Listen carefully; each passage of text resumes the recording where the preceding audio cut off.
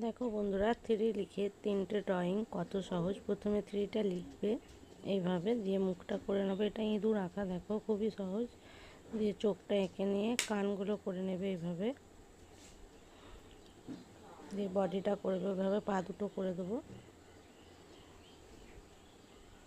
বডিটা করে নিয়ে জয়েন করে দিলাম, নিচে আর একটা পা করে ন্যাজটা করে দেবো ইঁদুরের।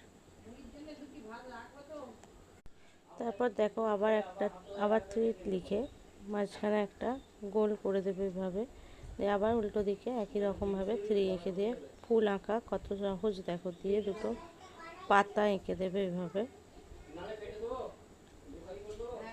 তারপর দেখো এইভাবে থ্রি লিখবে, লিখে দেখো প্রজাপতি আঁকা খুবই সহজ।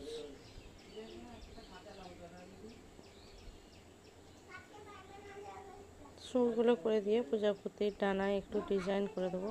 পাগুলো করেছিলাম, মনে হলো ভালো লাগছে না, দিয়ে আবার উল্টো দিকে সেমভাবে থ্রি লিখে আবার তার মধ্যে ডিজাইনগুলো করে দেবো ডানাতে।